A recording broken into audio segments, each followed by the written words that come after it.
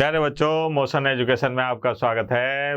मैं आपका अपना किशन कुमार पाठक आज आपके लिए लाया हूँ पाठ 6 अवकलन के अनुप्रयोग में अधिकतम और निम्नतम मान, उच्चतम और निम्नतम मान का भाग 3। अपन पहले अधिकतम और न्यूनतम मान के बारे में 2 लेक्चर में पढ़ चुके हैं। अब अपन एक नई बात सीख रहे थे, उच्चतम और न्यूनतम के नए प्रकार के सवालों के बारे में बातचीत कर रहे थे। मैंने आपको बताया था कि इस प्रकार के सवाल बोर्ड परीक्षा में आने की पूरी ताकत रखते हैं। तो ज़रा ध्यान से देखिएगा, आपकी प्रश्नावली के ही सवाल हैं ये, ठीक है। जो आपकी किताब है एनसीईआरटी की, उसके ही सवाल हैं। जैसे ये सवाल देखो आप, बड़ा मज़ेदार सवाल है।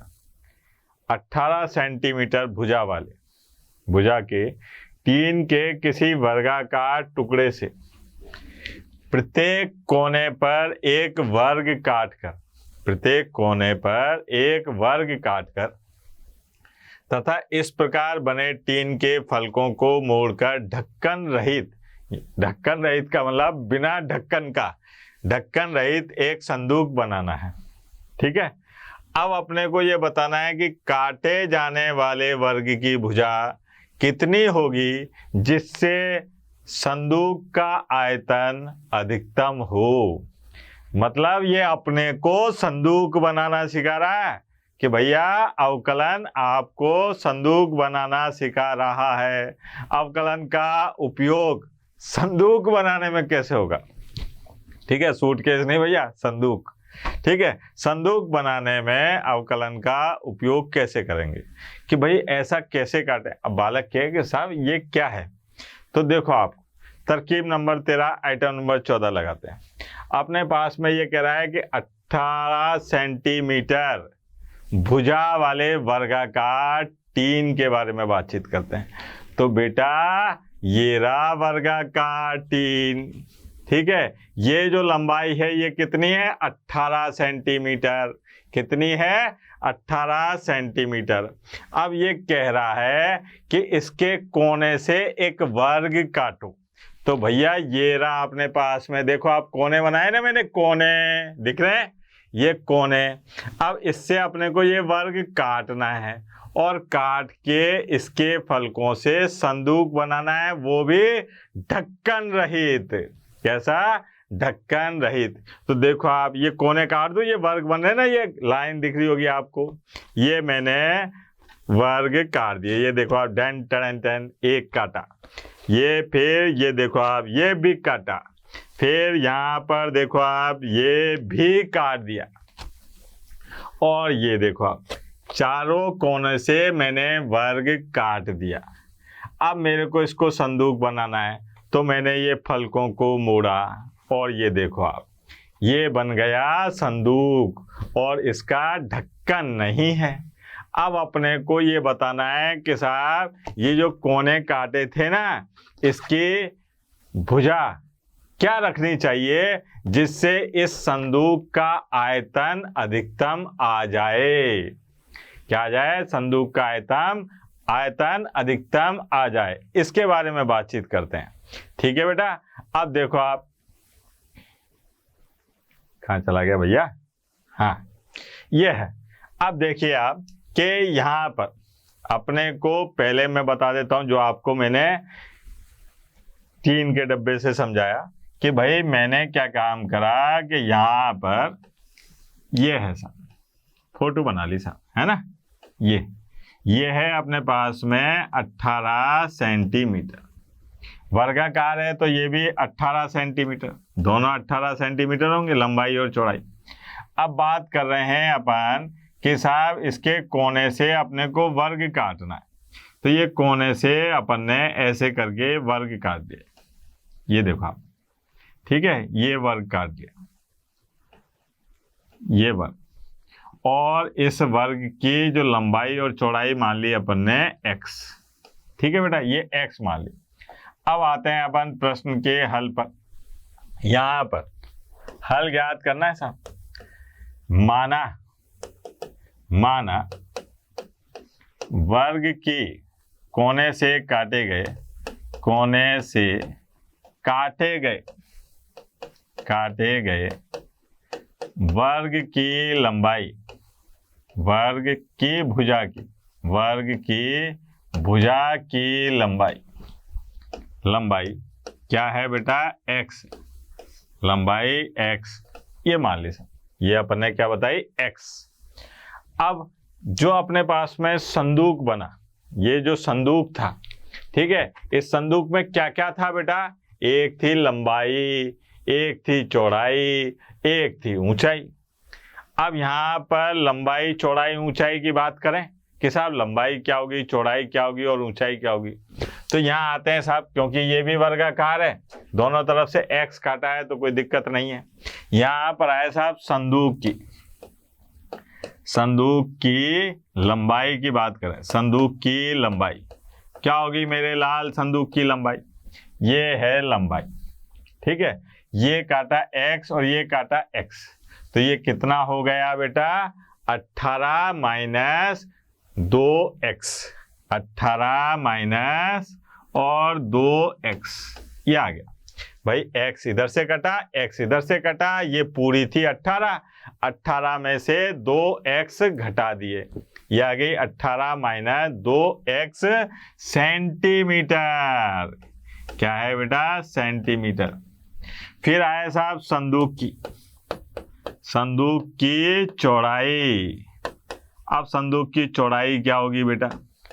चौड़ाई ये है साहब, ये देखो आप, ये भी x, ये भी x, x कितने हो गए? 2x, और ये पूरी लंबाई थी 18, 18 में से 2x को घटा दो, तो ये आ गया साहब 18 और माइनस 2x, ये सेंटीमीटर, ठीक है बेटा, 18 माइनस 2x सेंटीमीटर। अब क्या काम करते हैं साहब? संदूक की ऊंचाई, इसके बारे में बातचीत करो साहब। अब संदूक की ऊंचाई क्या होगी? तो भाई अपने पास में जो ये खड़ा हुआ ये वाला हिस्सा, यही तो ऊंचाई बनी, तो क्या हो गई? ये ऊंचाई है इसमें x, ऊंचाई है अपने पास में x सेंटीमीटर, ये आ गई सर x सेंटीमीटर। अब अपने को बात करनी है कि जब अपना संदूक बन गया और वो भी ढक्कन रहित, ढक्कन तो नहीं है इसमें, ढक्कन रहित, तो इसका आयतन निकालना है। अब संदूक का आयतन क्या होगा साहब? तो यहाँ पर देखें आप, संदूक का आयतन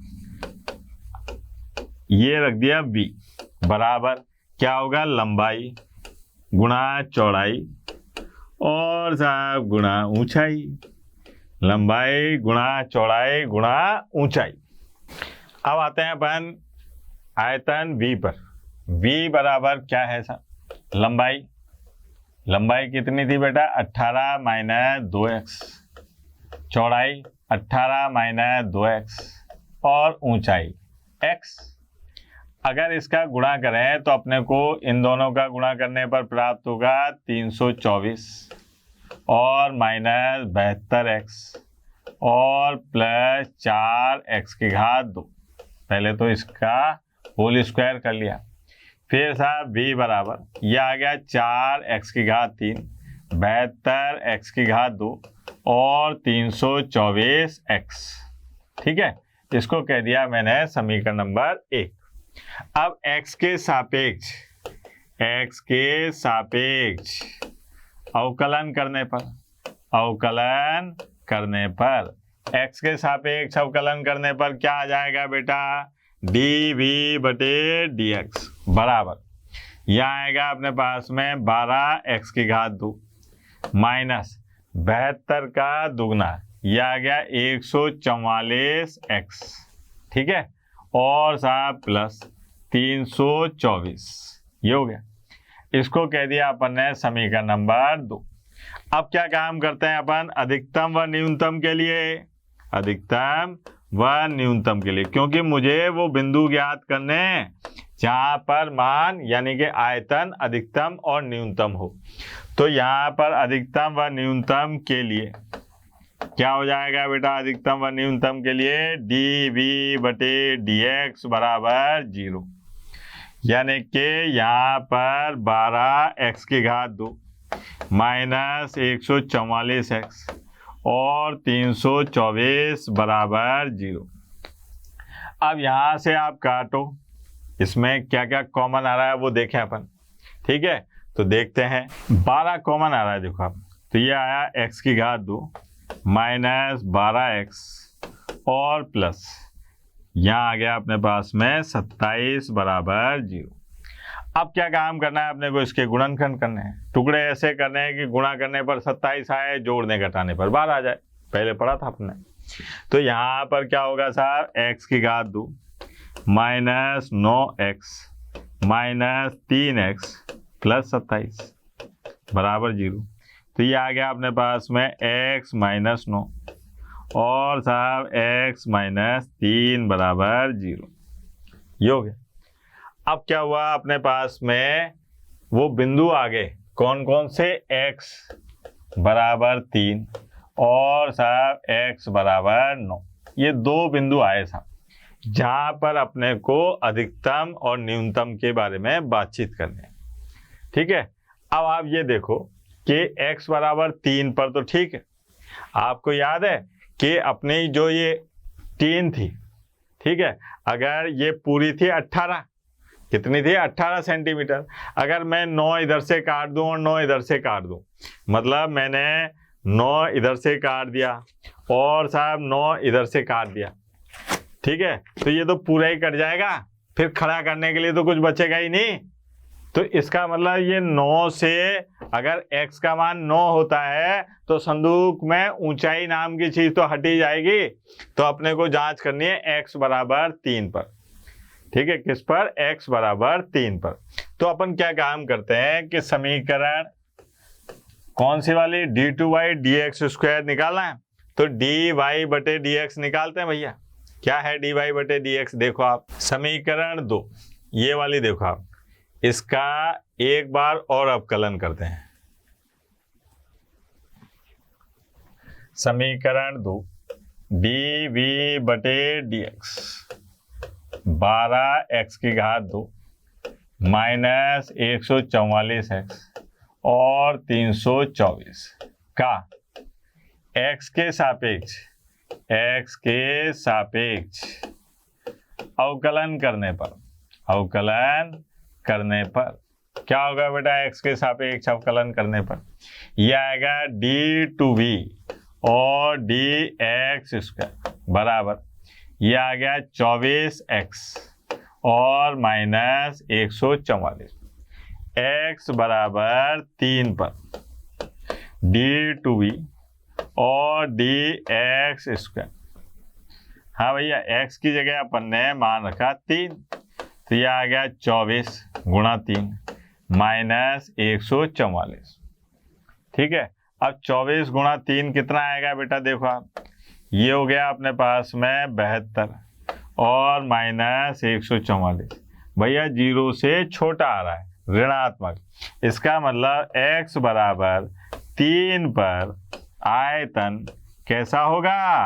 आयतन अधिकतम होगा, आयतन अधिकतम होगा। ये बात है साहब, आयतन कैसा होगा? अधिकतम।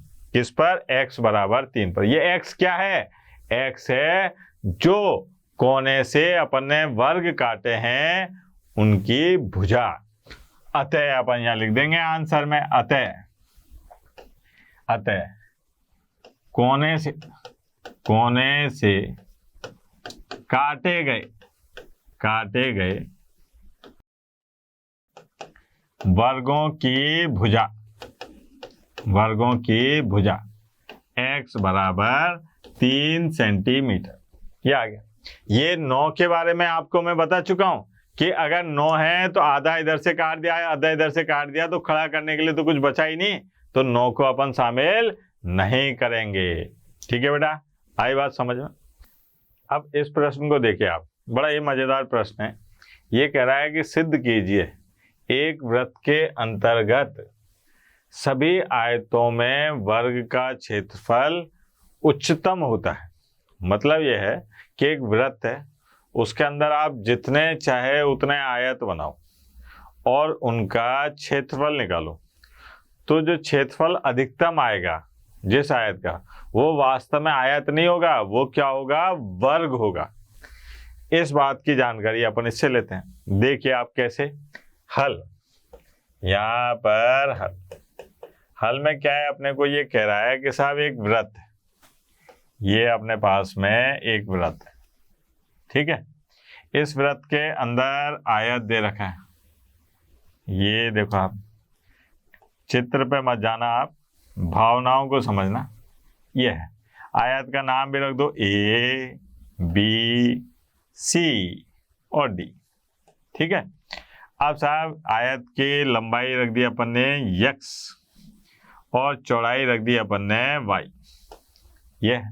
अब आयत है तो इसके वृत्त के अंदर है, तो वृत्त की त्रिज्या भी होगी। त्रिज्या मान ली a, तो ये अपन ने पूरे को कह दिया 2a, ये है 2a, ये क्या बन गया अपने पास में, व्यास, ठीक है। अब अपने को इसके बारे में लंबी देनी है। तो यहां पर क्या काम करा कि माना वृत्त की त्रिज्या, वृत्त की त्रिज्या क्या है बेटा, ए व आयत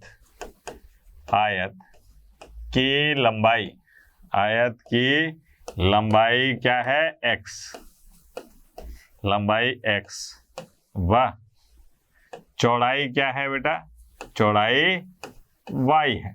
ये मान लिया साहब अपन ने, आयत की लंबाई x और चौड़ाई y मान ली, और त्रिज्या a है, तो ये व्यास जो है ये क्या हो गया, 2a, ठीक है। कोई ऑब्जेक्शन? अब आगे बढ़े साहब, यहां पर त्रिभुज किसमें, ए बी सी में x की घात 2 प्लस y की घात 2 बराबर 2a ये घात 2, इसको कह दिया मैंने समीकरण नंबर 1, पाइथागोरस प्रमेय से। त्रिभुज ABC एक समकोण त्रिभुज है, आधार का स्क्वायर लंब का स्क्वायर, इन दोनों का योग बराबर होता है कर्ण के स्क्वायर के, ठीक सर बात। अब ये कह रहा है कि भाई आयत का क्षेत्रफल निकालना है, तो आपको याद है आयत ABCD का क्षेत्रफल क्या होगा बेटा, आयत ABCD का क्षेत्रफल S लिख देते हैं इसको, S बराबर ये होगा अपने पास में x गुणा y, ये हो गई समीकरण नंबर 2। अब आज जो अपन प्रश्न कर रहे हैं इसमें क्या है कि दो बातें होंगी सब, प्रश्न के अंदर दो बातें छुपी होंगी। पहली बात कि आपको दो चर होंगे जिनके बीच में कोई रिश्तेदारी दे रखी होगी।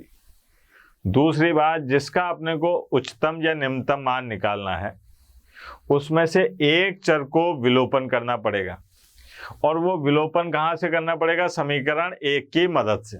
ये दोनों अपने को पहचानना है। पहचान लिया साहब कि इसमें अपने को विलोपन करना है, और किसकी मदद से करना है, इसकी मदद से करना है, ठीक है बेटा। अब आए अपन समीकरण 1 व 2 से, समीकरण 1 व समीकरण 2 से क्या हो जाएगा, समीकरण 1 व 2 से ये आ जाएगा साहब S बराबर x की जगह x और y की जगह अंडर रूट, ठीक है, अंडर रूट, और यहाँ पर आ गया 4a की घात 2 माइनस x की घात 2, ये हो गया S बराबर x अंडर रूट y की जगह क्या लिख दिया अपन ने, ये, ठीक है। अब साहब यहाँ पर चाहो तो आप इस x को अंदर ले जाओ, तो ये आ जाएगा S बराबर, ये आ गया अंडर रूट के अंदर 4a की घात 2 x माइनस x की घात 4। ये x की घात 4 कैसे आ रहा है साहब, कि अंदर जाएगा तो स्क्वायर में बदलेगा, तो ये x अंदर गया तो यहाँ तो आ गया x की घात 2 और ये बन गया x की घात 4, ठीक है। अच्छा, अब इसका अपने को अवकलन करना है, क्या करना है बेटा, अवकलन। तो जो समझदार बच्चा होता है वो इस बात को देखता है कि अगर क्षेत्रफल है, क्षेत्रफल धनात्मक राशि होती है, क्षेत्रफल धनात्मक राशि होती है, तो अगर मैं, ये अधिकतम है ना, इसका मान आ रहा है, तो इसका वर्ग अगर करूंगा तो वो ज्यादा आएगा, ज्यादा आएगा। तो मैंने क्या काम करा, तरकीब नंबर 13 आइटम नंबर 14 लगाते हुए इस अंडर रूट को हटाया। अब बालक क्या कि सब क्यों हटा रहे हो इस अंडर रूट को, तो बेटा अंडर रूट को मैं इसलिए हटाना चाह रहा हूं कि ये जो है ना, जब इसका अवकलन करूंगा और फिर 2 बार अवकलन करूंगा तो बड़ी तामझाम हो जाएगी। तो मैंने क्या काम करा कि यहाँ लिखा दोनों पक्षों का वर्ग करने पर, दोनों पक्षों का वर्ग करने पर क्या हो जाएगा साहब, दोनों पक्षों का वर्ग करने पर देखें जरा, s की घात 2 बराबर 4 a की घात 2 x की घात 2 माइनस x की घात 4। अब s की घात 2 अच्छा नहीं लगेगा, तो इसको मैंने क्या काम करा, मान लिया d। ठीक है, क्या मान लिया, d। अब साहब यहां पर इसको कह दिया मैंने समीकरण नंबर 3। x के सापेक्ष अवकलन करने पर क्या होगा साहब, x के सापेक्ष अवकलन करने पर ये आ जाएगा साहब dd और बटे dx बराबर, ये आएगा यहाँ पर 2 आगे आ गया, तो ये आ गया 8 a की घात 2 गुणा x माइनस 4 x की घात 3, ये हो गया। ठीक है, इसको नंबर दे दिया मैंने समीकरण नंबर 4। अब अधिकतम व न्यूनतम की बात कर रहा हूं, अधिकतम व न्यूनतम के लिए क्या काम करूंगा साहब, इसको मैं बराबर रखूंगा 0 की, dd और बटे dx बराबर 0। तो ये आ गया अपने पास में 8 a की घात 2 गुणा x माइनस 4 x की घात 3 बराबर 0। अब देखो आप इसमें से कुछ कॉमन आ रहा है, क्या कॉमन आ रहा है बेटा, यहाँ पर 4 और x कॉमन ले लिया, तो क्या बचा साहब, 2 a की घात 2, फिर यहाँ पर देखा माइनस, यहाँ बचेगा अपने पास में x की घात 2 बराबर 0। अब यहाँ से देखो आप 4x बराबर 0, तो x बराबर 0 ये हो नहीं सकता, संभव नहीं है। क्यों नहीं है संभव, संभव नहीं है, इसलिए संभव नहीं है बेटा क्योंकि अपने को याद है कि अगर आप x बराबर 0 रखोगे, x क्या है, आयत की भुजा लंबाई। अब जब x ही 0 हो जाएगा तो आयत कैसे बनेगा, तो x 0 नहीं हो सकता। फिर कौन 0 होगा साहब, फिर आएगा अपने पास में x की घात 2 और बराबर 2 a की घात 2, तो यहाँ से x बराबर ये आएगा अपने पास में प्लस माइनस अंडर रूट 2 और a। ठीक है, x बराबर -2 माइनस रूट 2a, ये भी संभव नहीं है।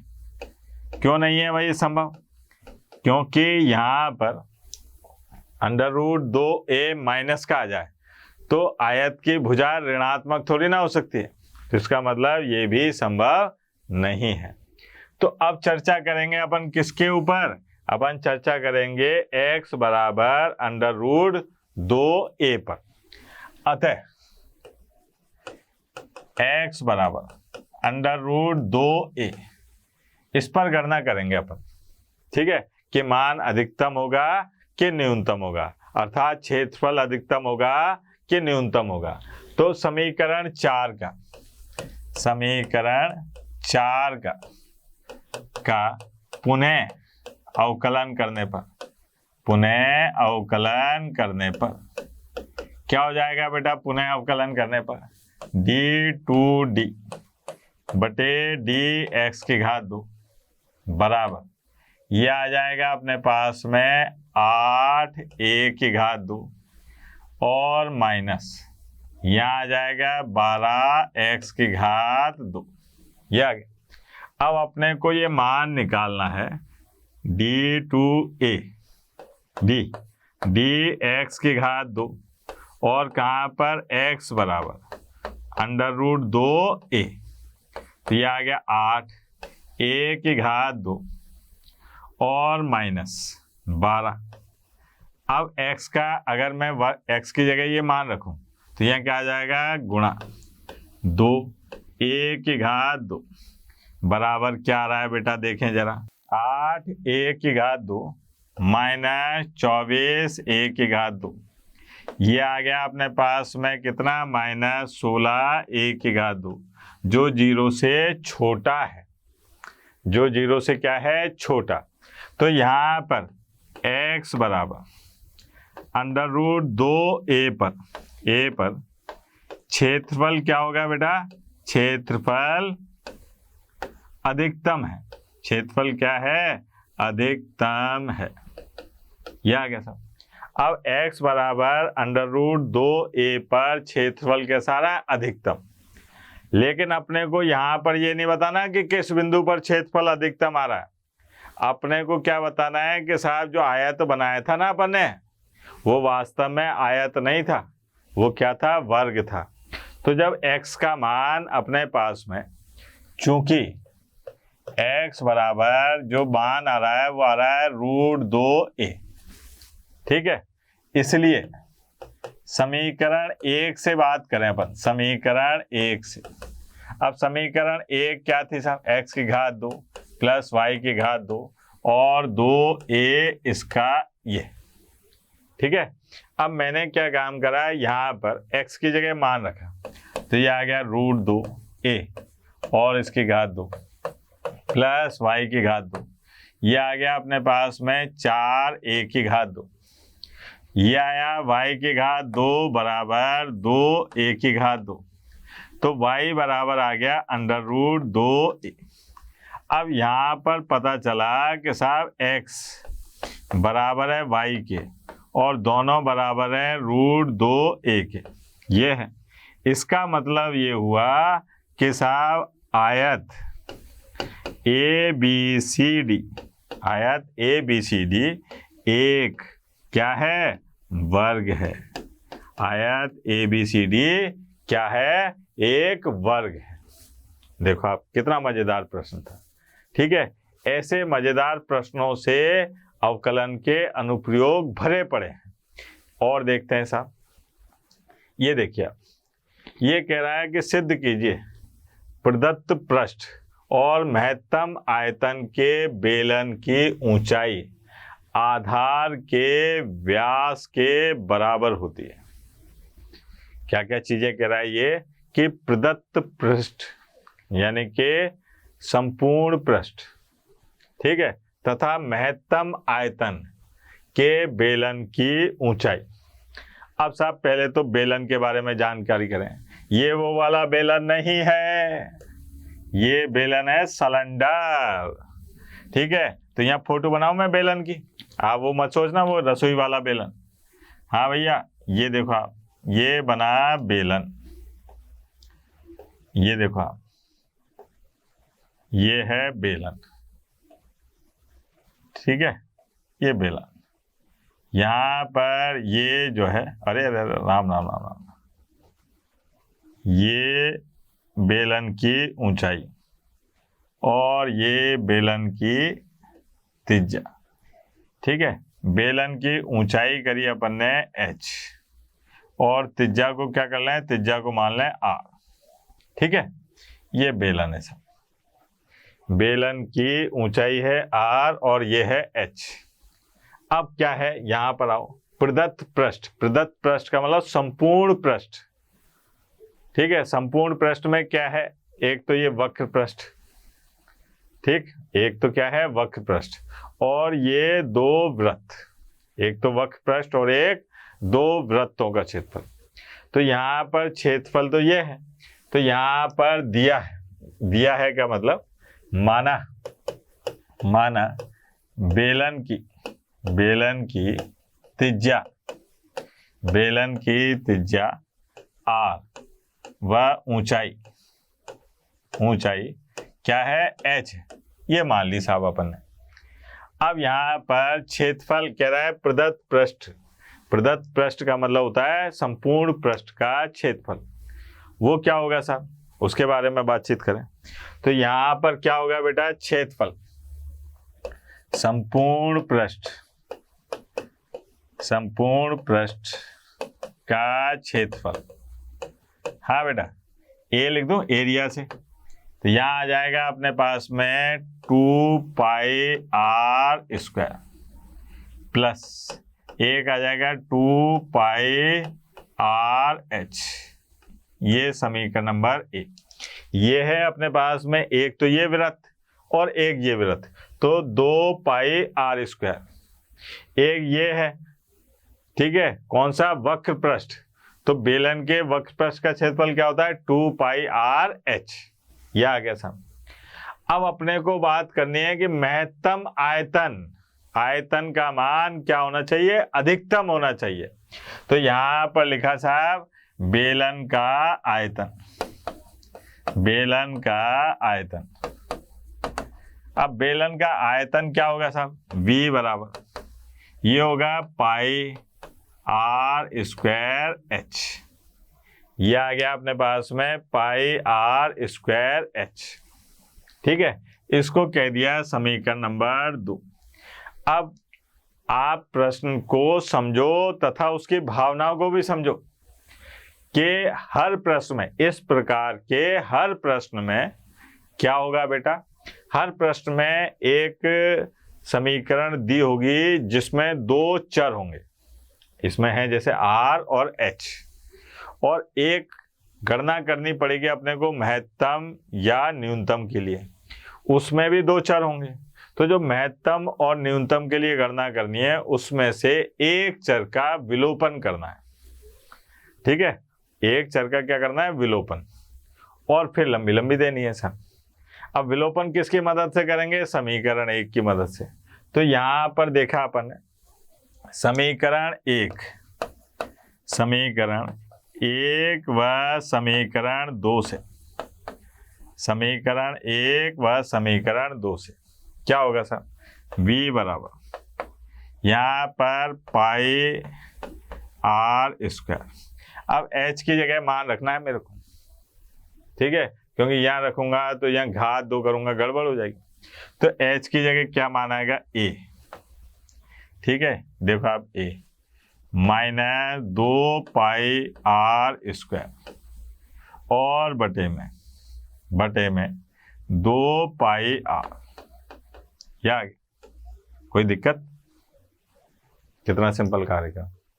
अब मैंने क्या काम करा, v बराबर ये पाई से, देखो ये पाई गया और स्क्वायर से ये r गया, पाई से ये पाई गया, तो यहाँ क्या बचा, 1/2 और r, ठीक। यहाँ पर आ रहा है a और माइनस 2πr²। नहीं आई बात समझ, पाई से ये पाई गया, r से ये स्क्वायर गया, अब क्या बच रहा है, 1r और बचे में 2 बटे में 2, ये आ गया। अब इसको लक्षण से लिख लो, v बराबर 1/2, ठीक है, और साहब ar माइनस इससे गुणा करा तो 2 से 2 कट गया, और क्या बचा, पाई और r3। ये हो गई साहब समीकरण नंबर 3। क्या है समीकरण नंबर 3, 1/2 ar और पाई r3। आगे बढ़ते हैं, v बराबर क्या आ रहा है बेटा, v बराबर 1/2 ar और माइनस पाई r3। यही है ना, देख लेते हैं एक बार, चेक कर लेते हैं, गड़बड़ नहीं हो जाए। 1/2 ar पाई r3। अब सा r के सापेक्ष अवकलन करने पर क्या हो जाएगा बेटा, अवकलन करने पर dv और बटे dr बराबर 1/2a। और माइनस 3 पाई r की घात 2। ये हो गई साहब समीकरण नंबर 4। अब यहाँ पर अधिकतम व न्यूनतम के लिए क्या होगा बेटा? अधिकतम व न्यूनतम के लिए कि dv/dr बराबर रखेंगे 0 के, यानी कि 1/2 a माइनस 3 पाई r की घात 2 बराबर 0। ठीक है। अब यहाँ पर a बराबर 6 पाई r की घात 2, ये आ गया। a बराबर 6 पाई r की घात 2। अब यहाँ से कोई भी रिश्तेदारी निकालो कि इस बिंदु पर, यानी कि ये एक बात है जहाँ पर अगर अपन मान रखते हैं तो इस पर मान जो है इसका आयतन, मान से मतलब आयतन अधिकतम आएगा कि न्यूनतम आएगा, वो अपन दूसरी बार अवकलन करने से पता चलाते हैं। तो ऐसा करते हैं कि समीकरण 4 का r के सापेक्ष पुनः अवकलन करने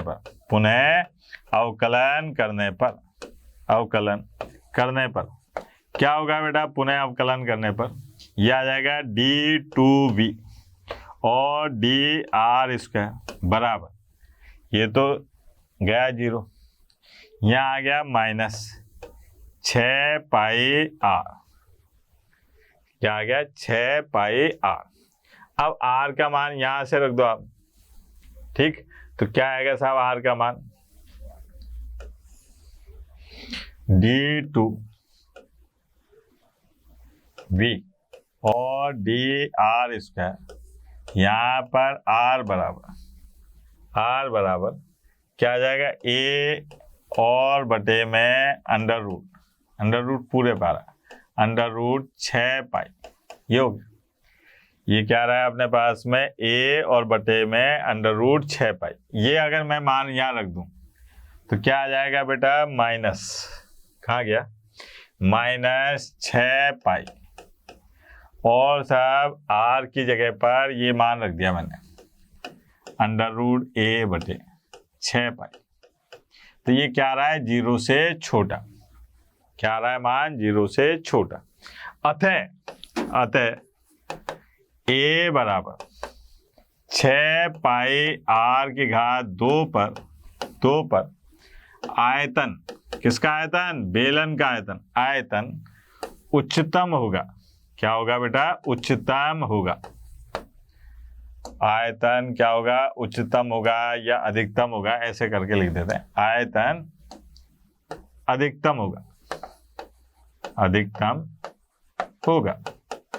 अब साहब यहाँ पर ये नहीं पूछ रहा, वो ये तो दे रखा है। अपने को ये निकालना है कि अगर आयतन अधिकतम है तब क्या होगा, मतलब लंबाई और चौड़ाई, ऊंचाई और त्रिज्या में क्या संबंध होगा, इसके बारे में बातचीत करते हैं।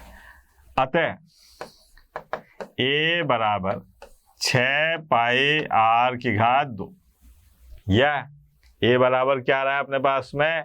6 पाई r की घात 2। ये प्रतिबंध आ रहा है जब इसका बेलन का आयतन कैसा है? अधिकतम है। तो अब a की जगह पर, अब समीकरण 1 से a की जगह क्या मान था साहब? a का मान था अपने पास में 2 पाई r की घात 2 और प्लस एक था 2 पाई RH, हाँ ये 2 पाई RH, ठीक है। और साहब बराबर 6 पाई r की घात 2, ये आ गया। ये अपन ने क्या काम करा? समीकरण 1 से मान रख दिया। अब यहाँ देखो आप 2 पाई तो जा रहा है, ठीक है, तो क्या बचा? 2 पाई r² को उधर ले जाओ सब, तो ये आ गया 2 पाई RH बराबर, यहाँ क्या आ जाएगा अपने पास में? 4 पाई r की घात 2, ठीक है बेटा।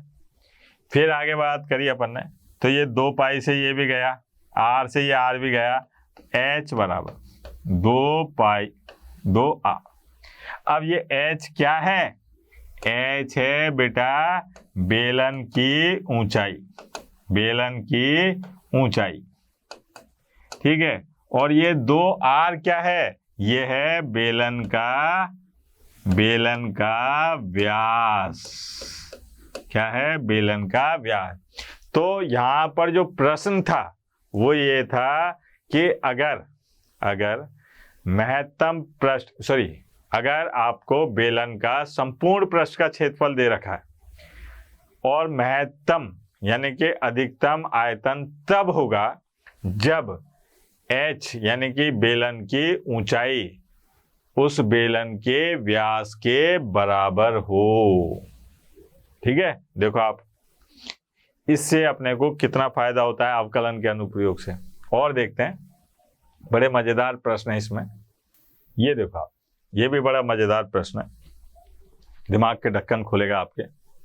ये कह रहा है कि साहब 28 सेंटीमीटर लंबे तार को 2 टुकड़ों में बांटा। आपने कोई तार लिया, उसके 2 टुकड़े कर दिए। 2 टुकड़े करने के बाद में एक टुकड़े से तो अपन ने वर्ग बनाया और दूसरे टुकड़े से अपन ने वृत्त बनाया। दोनों टुकड़ों की लंबाई कितनी होनी चाहिए, दोनों टुकड़ों की लंबाई कितनी होनी चाहिए कि वर्ग एवं वृत्त का सम्मिलित क्षेत्रफल क्या आ जाए, न्यूनतम आ जाए। ठीक है, वर्ग तथा इनका जो क्षेत्रफल है वो कैसा आ जाए, न्यूनतम आ जाए। टुकड़ों की लंबाई बतानी है अपने को। ठीक है साहब, क्या कहा जा रहा है वो देखें अपन यहाँ पर हल। ठीक है, अपने को ये बताना है यहाँ पर कि एक का तो वर्ग बनाना है और एक का अपने को क्या बनाना है, एक का तो वर्ग बनाना है और एक का वृत्त बनाना है। तो यहाँ पर ये अपन ने वर्ग बनाया, वर्ग। ठीक है, इस वर्ग की भुजा मान ली x, एक वृत्त बनाया। ठीक है, वृत्त में क्या होगा, इसकी त्रिज्या होगी r, ये हो गया। अब प्रश्नानुसार यहां पर पहले लिख लेता हूं कि माना वर्ग की भुजा x व वृत्त की त्रिज्या क्या है बेटा, r है, त्रिज्या r है। अब यहां पर देखो आप क्या दे रखा है, ये 28 क्या है, तो 28 है यहां पर इन दोनों के परिमाप का योग। तो यहां पर प्रश्नानुसार इसका परिमाप क्या होगा बेटा, यहां लिख देता हूं, वर्ग का परिमाप ठीक है, प्लस वृत्त की परिधि, ये बराबर है 28 सेंटीमीटर। अब इसका परिमाप क्या होगा, 4x। वृत्त की परिधि क्या होगी, 2 पाई r, ये बराबर दे रखा है 28। अब भैया यहां से 2 कॉमन लेके काट दो, तो ये आ गया अपने पास में x, 2x और प्लस पाई r बराबर 14। इसको कह दिया समीकरण नंबर 1। ये अपने को इन दोनों में एक रिश्तेदारी दे रखी है। मैंने आपको क्या कहा कि ऐसे प्रश्नों में 2 चर आएंगे, यहां पर आए x और r। अब अधिकतम न्यूनतम बात किसकी करनी है, इनके क्षेत्रफल की। तो क्षेत्रफल के लिए आ गए अपन वापस से, यहां पर क्षेत्रफल को कह दिया अपन ने a। अब वर्ग का क्षेत्रफल होगा x की घात 2। ठीक है, और इस वृत्त का क्षेत्रफल ये होगा पाई r की घात 2, x की घात 2 और पाई r की घात 2। इसको कह दिया अपन ने समीकरण नंबर 2। अब अपने को इसमें से x या r को गायब करना है, तो मैं ऐसा करता हूं कि भैया x को गायब करता हूं, है ना, x को। अब x का मान यहां से रखें अपन समीकरण 1 व 2 से, समीकरण 1 व समीकरण 2 से, समीकरण 1 व समीकरण 2 से क्या आ जाएगा बेटा, a बराबर क्षेत्रफल कह रहे हैं अपन x की घात 2। तो यहां पर x की घात 2 में देखो आप क्या लिखूं, ये है साहब x की घात 2, 14 माइनस पाई r,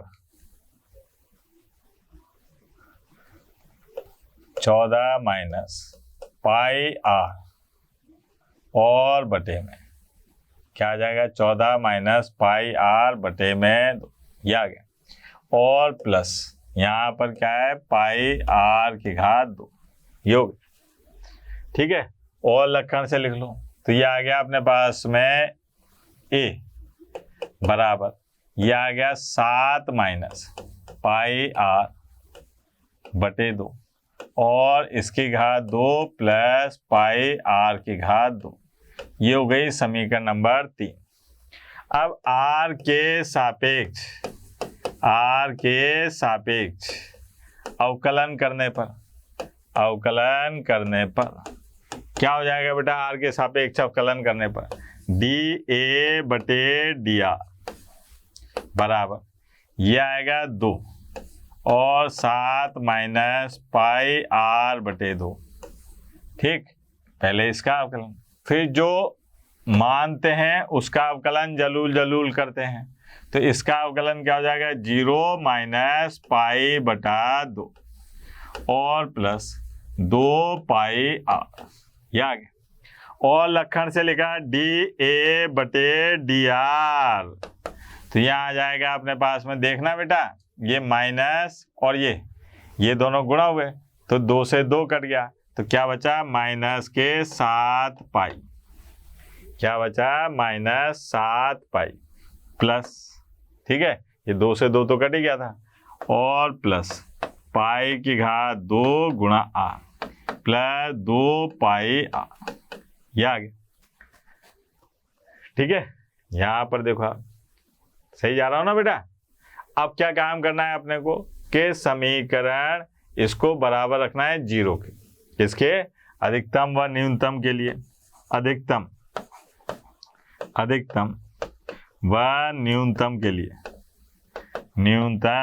लिए क्या करना पड़ेगा साहब, dA और बटे dr बराबर 0, तो ये आ जाएगा अपने पास में माइनस 7 पाई प्लस पाई की घात 2r प्लस 2 पाई r बराबर 0।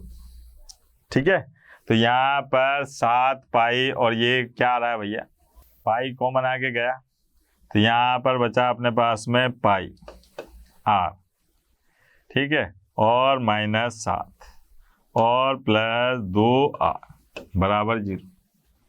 r का मान निकालना है, तो r बराबर क्या आएगा बेटा,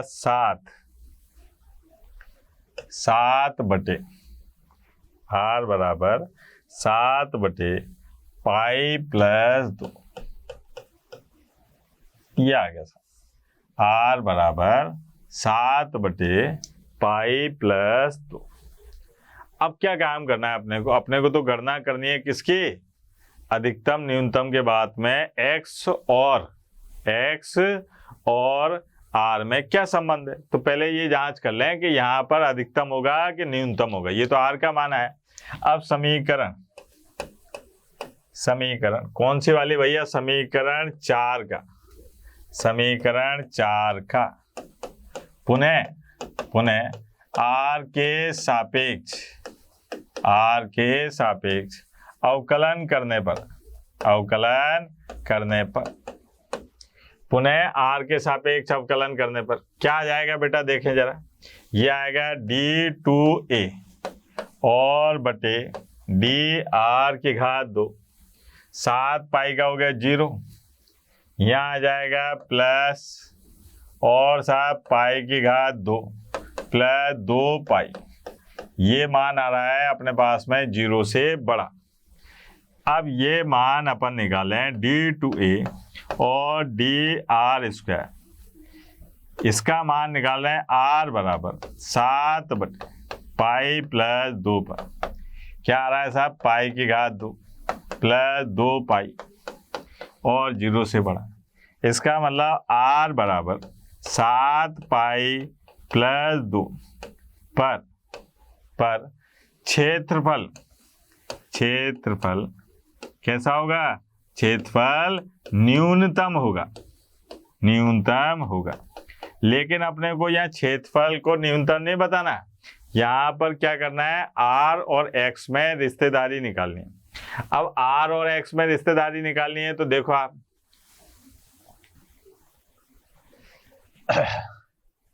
समीकरण एक से समीकरण एक में क्या दे रखा था अपने को कि साहब यहां पर अपने पास में था 4x और 2 पाई आर, ठीक है, और बराबर था 28।